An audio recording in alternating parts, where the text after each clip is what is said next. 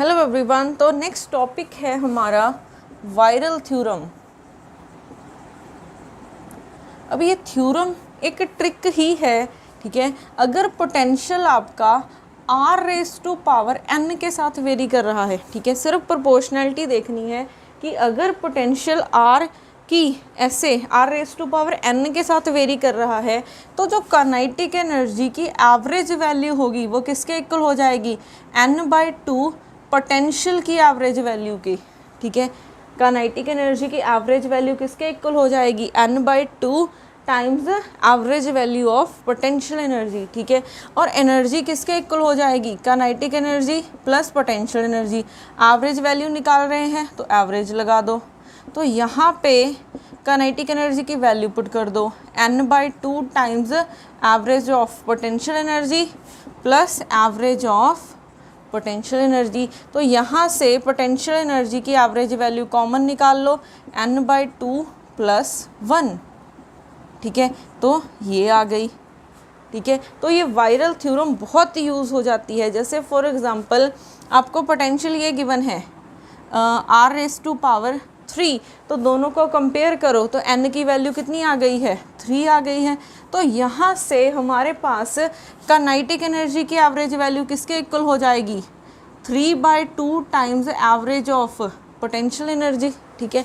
अब kinetic energy की आप एवरेज वैल्यू निकाल सकते हो कहाँ से, आप निकाल सकते हो इक्विपार्टीशन थ्योरम से, ठीक है। इक्विपार्टीशन थ्योरम भी रिवाइज करवा देती हूँ। ये हम स्टैटिस्टिकल फिजिक्स में करके आए हैं कि काइनेटिक एनर्जी आपके पास ये होती है 1/2 mx², ठीक है। फॉर एग्जांपल ये है। तो इक्विपार्टीशन थ्योरम क्या बोलती है कि each quadratic term half kBt contribute करेगी, each quadratic term half kBt contribute करेगी। तो अगर आप इसकी एवरेज वैल्यू निकालोगे तो आ जाएगी हाफ kBt, ठीक है। अगर यहाँ पे 2 क्वाड्रेटिक टर्म्स होती तो एक और हाफ kBt आ जाएगी। तो इक्विपार्टीशन थ्योरम सिर्फ किसके लिए अप्लाई होती है, क्वाड्रेटिक टर्म्स के लिए। तो काइनेटिक एनर्जी की एवरेज वैल्यू हम इक्विपार्टीशन थ्योरम से निकाल सकते हैं। प्रॉब्लम आती है यहाँ पे क्योंकि पोटेंशियल में अगर r³ आ गया, अगर तो r² आता है तो इक्विपार्टीशन थ्योरम लग जाती है, बट अगर r³ आ जाए तो आप कहाँ से लगाओगे, तो यहाँ पे वायरल थ्योरम यूज़ होती है, ठीक है। तो वायरल थ्योरम यूज़ होती है नॉन क्वाड्रेटिक टर्म्स के लिए, ठीक है। ये यूज़ होती है नॉन क्वाड्रेटिक, वैसे ये क्वाड्रेटिक के लिए भी यूज़ हो जाती है, ठीक है। मोस्टली जहाँ पे इक्विपार्टीशन थ्योरम नहीं लगती हम ये यूज़ करते हैं। तो यहाँ पे बस इक्विपार्टीशन थ्योरम की याद रखना, फर्स्ट स्टेटमेंट क्या थी कि each degree of freedom contribute करते हैं हाफ kBt, और सेकंड स्टेटमेंट क्या थी कि each quadratic term half kBt contribute करते हैं। तो यहाँ से आपके पास अगर हम टोटल एनर्जी निकालनी हो तो क्या आ जाएगी, पोटेंशियल एनर्जी की एवरेज वैल्यू, फिर आ जाएगा 3/2 + 1, ठीक है। यहाँ से आप कुछ भी निकाल सकते हो। तो ये थी वायरल थ्योरम। अब हमारे पास नेक्स्ट टॉपिक है सेंट्रल फोर्स मोशन में ही अगर हम बात करें,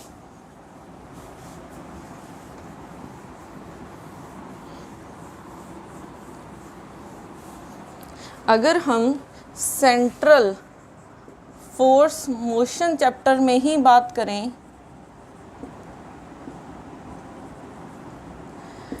आपके पास एक पूछा जाता है कि बाउंडेड ऑर्बिट के लिए कंडीशन क्या होगी, ठीक है।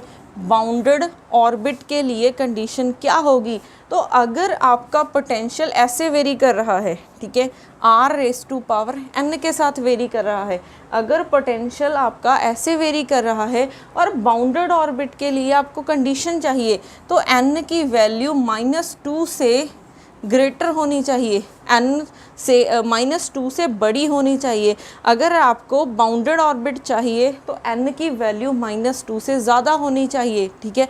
अगर आपका पोटेंशियल ऐसे वेरी कर रहा है, potential is directly proportional to r⁻n। एक पूछा जाता है क्लोज्ड ऑर्बिट के लिए, ठीक है, एक पूछा जाता है क्लोज्ड ऑर्बिट कब होगा, तो क्लोज ऑर्बिट में अगर v डायरेक्टली प्रोपोर्शनल है r⁻n के साथ, तो n की वैल्यू अगर -2 या फिर 1 है तो आपके पास जो ट्राइजेक्ट्री होगी पार्टिकल की वो क्लोज्ड ऑर्बिट होगा।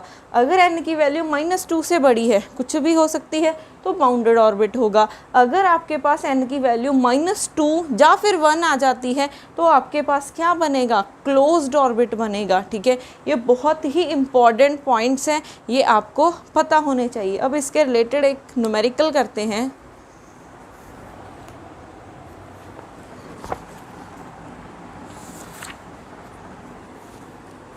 क्वेश्चन क्या है, उन्होंने गिवन है if f is -k r⁻m, what is the condition on m for the motion to be bounded, condition on m for motion to be bounded। ठीक है, तो अब देखो यहाँ पे आप बोल दोगे कि ये r⁻m है तो बाउंडेड है, तो m की वैल्यू -2 से बड़ी होनी चाहिए। बट नहीं, हमने कब लिखा है, अगर v डायरेक्टली प्रोपोर्शनल होना चाहिए r⁻n के, तब n की वैल्यू ये होनी चाहिए। बट यहाँ पे तो फोर्स गिवन है। अब हमें पता है फोर्स क्या होती है, माइनस कर ली v/r मल्टीप्लाई कर दो, ये आ जाएगा।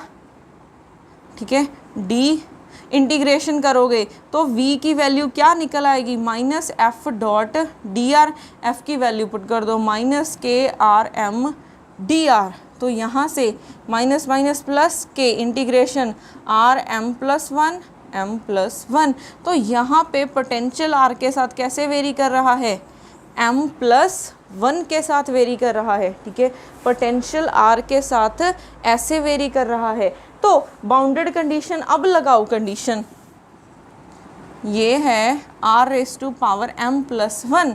तो अगर n के साथ वेरी कर रहा तो n इज़ ग्रेटर देन -2, तो यहाँ पे हो जाएगा m+1 is greater then -2 bounded motion के लिए। ठीक है, तो यहाँ से ये प्लस उस तरफ चला जाएगा तो -1 हो जाएगा, तो m इज़ -3 से बड़ा होना चाहिए। तो यहाँ पे मिस्टेक मत कर देना कि डायरेक्ट आप बोल दोगे कि n ग्रेटर देन होना चाहिए -2 के, नहीं। ठीक है, यहाँ पे फोर्स की प्रोपोर्शनैलिटी है। पोटेंशियल कैसे वेरी कर रहा है, r⁻m+1 के साथ वेरी कर रहा है, तो यहाँ से m इज़ ग्रेटर देन -3 हो जाएगा। ये हो जाएगी कंडीशन फॉर बाउंडेड मोशन। ठीक है, तो ये बहुत इंपॉर्टेंट रिजल्ट्स हैं, ये बहुत यूज़ हो जाते हैं, तो आपको डायरेक्ट पता होने चाहिए।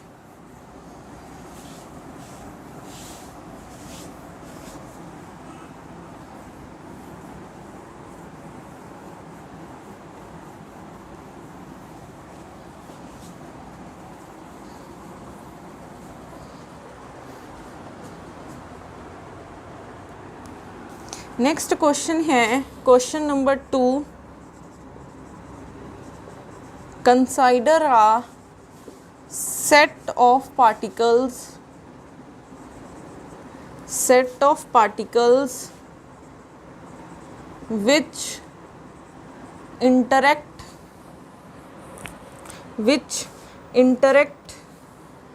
by a pair potential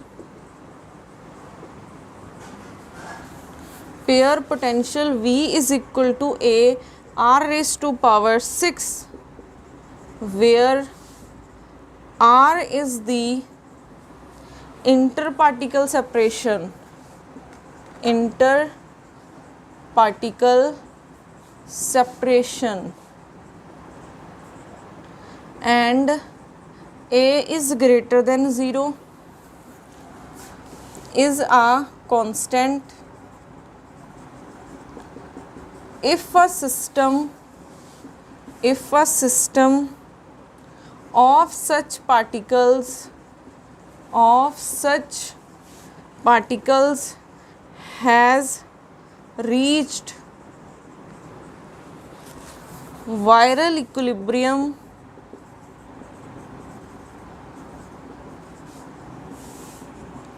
then the ratio of average kinetic energy to the total energy of the system, total energy of the system is, option A है 1/2, बी है 1/3, सी है 3/4 और डी है 2/3। अब यहाँ पे देखो हमें क्या गिवन है कि पोटेंशियल आपका ऐसे वेरी कर रहा है, ठीक है, तो पोटेंशियल ऐसे वेरी कर रहा है, तो हमें पता है कि पोटेंशियल r⁻n के साथ वेरी करता है, तो n की वैल्यू कितनी आ गई है, 6 आ गई है, ठीक है। अब उसके बाद where r is a inter particle separation और a इज़ ग्रेटर देन 0 और a कांस्टेंट है, if the system of such particle has reached the viral equilibrium, the ratio of average kinetic energy to the total energy। अब आपको अगर average ना भी given होता तब भी, क्योंकि एवरेज और जो एनर्जी होती है, क्योंकि सिस्टम हमारा इक्विलिब्रियम में ही होता है, इक्विलिब्रियम में हम एवरेज की ही बात करते हैं, ठीक है, तो चाहे आपको सिंपल काइनेटिक एनर्जी होती या फिर एवरेज काइनेटिक एनर्जी पूछी होती, सेम ही बात है, ठीक है। तो ये ध्यान रखना, चाहे सिंपल काइनेटिक एनर्जी पूछी होती या फिर एवरेज काइनेटिक एनर्जी पूछी होती, वो सेम ही हो जाएगी। अब हमने रेशो निकालनी है काइनेटिक एनर्जी की एवरेज की और एनर्जी की एवरेज की, ठीक है। तो यहाँ पे तो हम सीधे ही दिख रहा है कि वायरल थ्योरम लग सकती है। तो वायरल थ्योरम के लिए देखो, अगर वायरल थ्योरम क्या होती है, अगर v n r⁻n के साथ वेरी कर रहा है तो काइनेटिक एनर्जी हो जाएगी n/2 times average of potential energy, ठीक है। तो पोटेंशियल एनर्जी की वैल्यू निकाल लो, कितनी हो जाएगी, 2/n times average of kinetic energy. तो यहाँ से देखो पोटेंशियल एनर्जी की एवरेज वैल्यू आ गई है, n की वैल्यू 6 है, तो 2/6 टाइम्स काइनेटिक एनर्जी, तो ये कट के 3, तो पोटेंशियल एनर्जी की average value 1/3 times average of kinetic energy आ गई है। अब हमें पता है कि टोटल एनर्जी की एवरेज वैल्यू काइनेटिक एनर्जी की average value plus potential energy की एवरेज वैल्यू होती है। काइनेटिक एनर्जी को एज इट इज़, क्यों ये हम काइनेटिक एनर्जी की टर्म में क्यों निकाल रहे हैं, क्योंकि वहाँ पे ऊपर ये कैंसिल हो जाएगा अगर हम एनर्जी काइनेटिक एनर्जी की टर्म्स में निकाल लेंगे, ठीक है। तो पोटेंशियल एनर्जी की वैल्यू 1/3 टाइम्स काइनेटिक एनर्जी की एवरेज वैल्यू, तो यहाँ से ये कॉमन आ रहा है, तो 1 + 1/3 ये हो जाएगा 4/3, ठीक है। वैल्यू पुट कर दो, काइनेटिक एनर्जी की एवरेज वैल्यू बाय इसकी वैल्यू, काइनेटिक एनर्जी की एवरेज वैल्यू 4/3, ये कैंसिल, ये ऊपर चला जाएगा, 3/4 आ जाएगा, तो T और इसका रेशो कितना आ जाएगा, 3/4। तो यहाँ से ऑप्शन सी क्या हो जाएगा, करेक्ट हो जाएगा। तो ऐसे यूज़ होती है वायरल थ्योरम, ठीक है।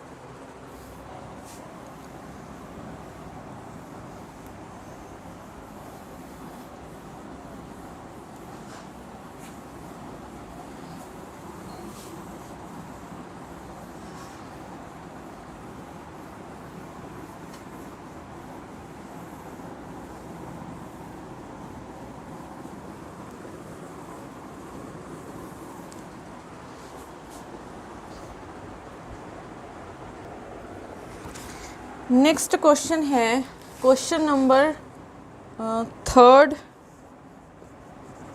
In figure shows a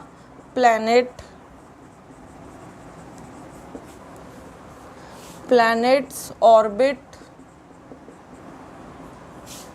around the sun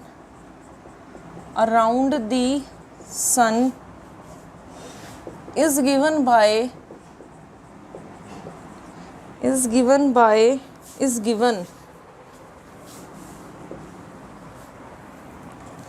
if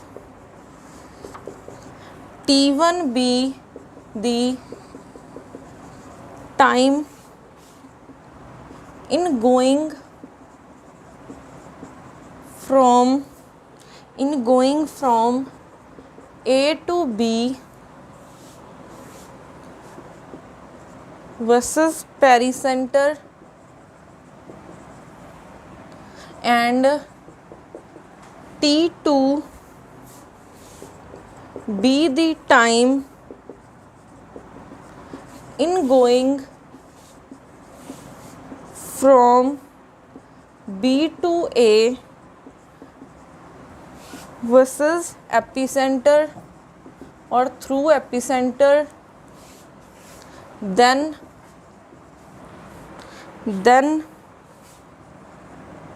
find the value of T1 by T2। अब हमें डायग्राम क्या गिवन है,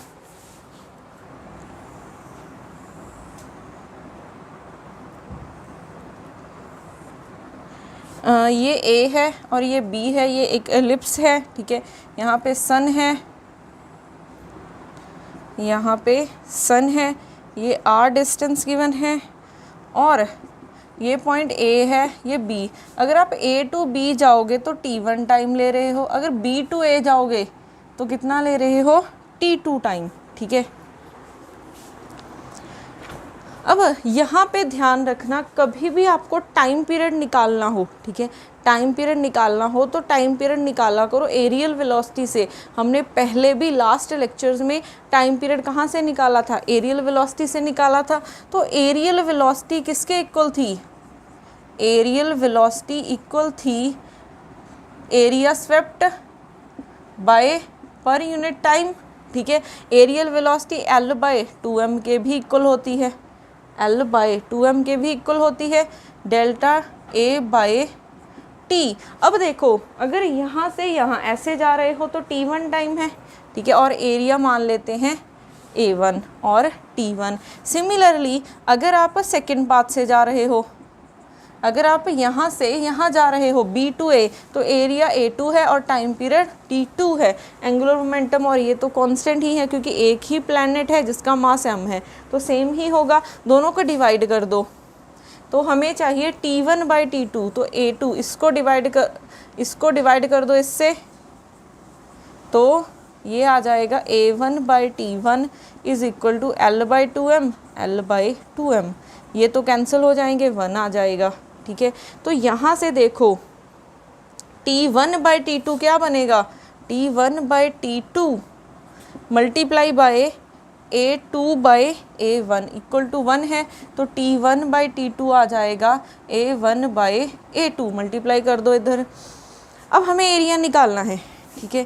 T1 टाइम ले रहा है, अब T1 यहाँ से यहाँ जाना है तो पार्टिकल ने इतना डिस्टेंस ट्रेवल करना है, ठीक है।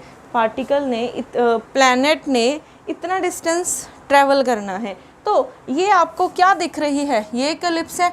टोटल एरिया कितना होगा, total area of ellipse, total area क्या होता है पाई ए बी। अगर आप हाफ एलिप्स का निकालोगे, total area of half ellipse का कितना हो जाएगा, इसका हाफ कर दो, पाई ए बी बाई 2। तो ये हाफ एलिप्स का बात कर रहे हैं, ठीक है, तो पाई ए बी बाई 2 हो जाएगा। बट मुझे सिर्फ इतना एरिया चाहिए, मीन्स ये ट्रायंगल टाइप मुझे काटनी है, ठीक है, ये ट्रायंगल टाइप हमने काटनी है। तो ट्रायंगल का एरिया देखो, इसको आप ऐसे देख सकते हो, ये ऐसे है, ठीक है, ये कितना है 2b। अगर ये b है तो ये भी b होगा, तो टोटल कितना हो गया है 2b। यहाँ से एक परपेंडिकुलर गिराया, ये फोकस से यहाँ तक होता है AE, ठीक है, तो ये हो गया है AE। हमारे पास से ट्रायंगल का एरिया कितना होता है 1/2 base into height, base into height, तो ये बन जाएगा 1/2। बेस कितना है 2b, हाइट कितनी है AE, ठीक है, तो ये माइनस करना है आपने, 1/2 ये कैंसिल हो गया है, B AE बच गया है, ठीक है। ये आपने निकाला है A1, ठीक है। अब T2 पे आते हैं, तो T2 क्या है, यहाँ से यहाँ अगर आपने T2 जाना है तो आपको ये एरिया कवर करना पड़ेगा, ठीक है, आपको ये कंप्लीट एरिया क्या करना पड़ेगा, कवर करना पड़ेगा। तो सिर्फ इतने की बात करो, ये एक एलिप्स का पार्ट है, ये कितना है पाई ए बी बाई 2 है, इतना एरिया क्या हो जाएगा प्लस बी ए ई, तो यही बनेगा।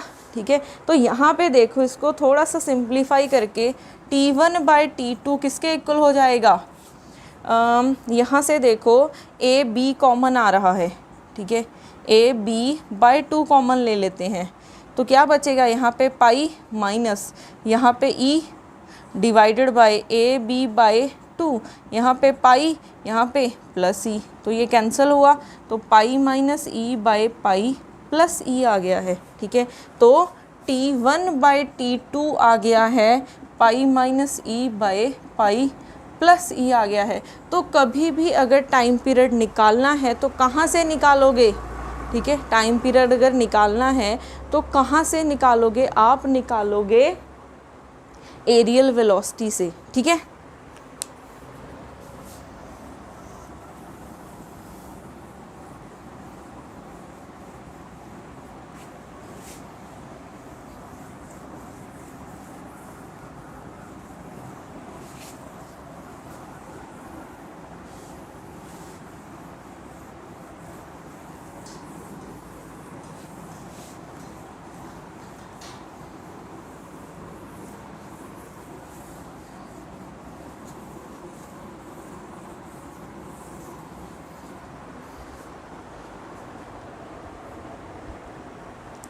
नेक्स्ट करते हैं question number 5th। A particle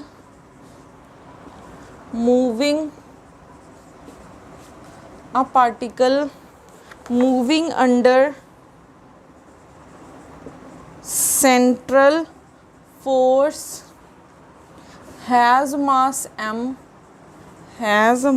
m, energy E and angular momentum L if R is equal to R naught B turning point, then speed of the particle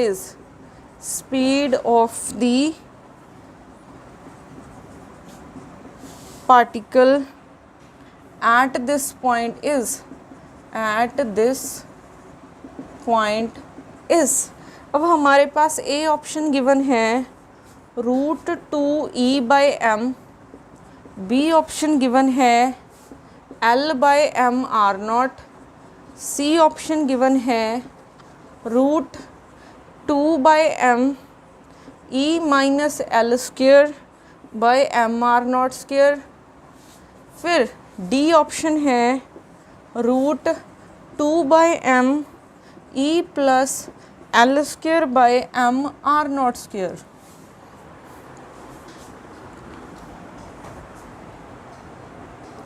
तो अब यहाँ पे देखो पार्टिकल सेंट्रल फोर्स में move कर रहा है। ठीक है, एनर्जी E है, एंगुलर मोमेंटम L है, हमें क्या निकालनी है, वेलोसिटी निकालनी है। अगर आप देखोगे सब में एक L है, L क्या है, एंगुलर मोमेंटम है। एंगुलर मोमेंटम क्या होता है, mv/r, साथ में साइन ऑफ थीटा। ठीक है, अगर कोई पार्टिकल सर्कुलर मोशन में घूम रहा है तो इस तरफ r है, तो वेलोसिटी क्या होती है, परपेंडिकुलर ही होती है, दोनों में एंगल 90 होता है। तो यहाँ पे हो जाएगा mv/r साइन 90 डिग्री। ठीक है, तो यहाँ पे हो जाएगा mv/r साइन 91, तो यहाँ पे v हो जाएगा L/m/r। क्या ये किसी ऑप्शन में आ रहा है, ये रहा, यहाँ पे डिस्टेंस ले रहे हैं R0। ठीक है, तो यहाँ से ऑप्शन बी क्या हो जाएगा, करेक्ट हो जाएगा। वैसे भी ये टर्निंग पॉइंट क्या है, हर एक पॉइंट पे पार्टिकल सीधा जाना चाहता है। सर्कुलर मोशन कैसा होता है, पार्टिकल सीधा जाना चाहता है बट वो टर्न हो जाता है इस तरफ। ठीक है, तो वेलोसिटी इस तरफ होती है, इस तरफ होता है, तो दोनों में कितना होता है, हर एक पॉइंट पे सर्कुलर मोशन करने के लिए पार्टिकल को टर्न करना पड़ता है। तो जब भी टर्न होगा इस तरफ है और वेलोसिटी सीधी होती है। ठीक है, तो दोनों में एंगल 90 होगा, तो यहाँ से हमारे पास वेलोसिटी ये आ जाएगी।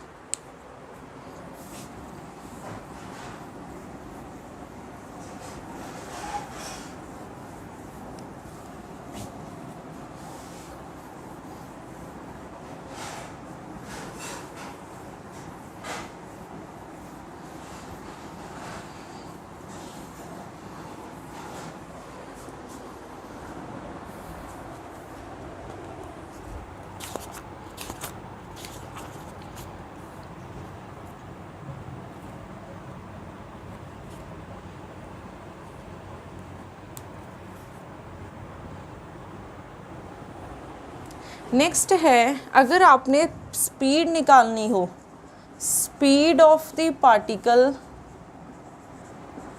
एट एनी जनरल पॉइंट पे, ठीक है, किसी भी पॉइंट पे जनरलाइज कर देते हैं हम रिजल्ट को, ठीक है। जैसे ये एलिप्स है, जैसे ये एलिप्स लग तो नहीं रही है, ठीक है,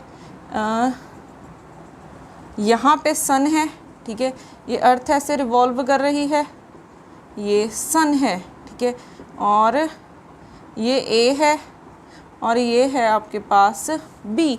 कोई पार्टिकल है, ठीक है, किसी भी पोजीशन पे मान लेते हैं, सपोज कर लो इस पोजीशन पे है, ये यहाँ से यहाँ तक की डिस्टेंस हमने मान लिया है r, ठीक है, ये डिस्टेंस हमने मान लिया है r।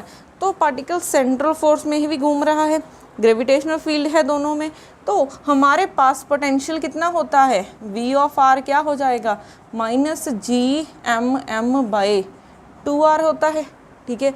अब उसके बाद काइनेटिक एनर्जी क्या होती है, हाफ mv², और एनर्जी ये काइनेटिक एनर्जी है, तो टोटल एनर्जी क्या होती है, kinetic energy plus potential energy. तो यहाँ पे kinetic energy half mv², potential energy ये रही। अब ई टोटल ई हम निकाल चुके हैं, ई का फॉर्मूला -gmm/2a सेंट्रल फोर्स।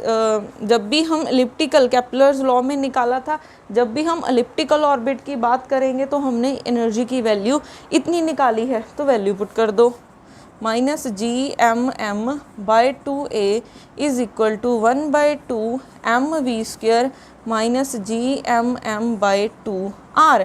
यहाँ पे ये टर्म इस तरफ आ गई, ये plus gmm/2r is equal to 1/2 mv², ठीक है। यहाँ पे देखो, इसको थोड़ा सा सिंप्लीफाई करते हैं, ये कॉमन आ रहा है, gmm/2 कॉमन है, तो यहाँ पे 1/r minus 1/a is equal to क्या हो जाएगा, हाफ mv²। तो यहाँ से हाफ कैंसिल, m कैंसिल, तो gm 1/r minus 1/a is equal to v²। तो यहाँ से v की वैल्यू देखो, रूट आ जाएगा इस तरफ, 1/r माइनस 1/a। तो ये वेलोसिटी हो गई है हमारी, जनरलाइज रिजल्ट हो गया है। किसी भी पॉइंट पे अगर निकालनी है वेलोसिटी तो ये हो जाएगी आपकी वेलोसिटी, ठीक है। तो ये भी पता होना चाहिए आपको।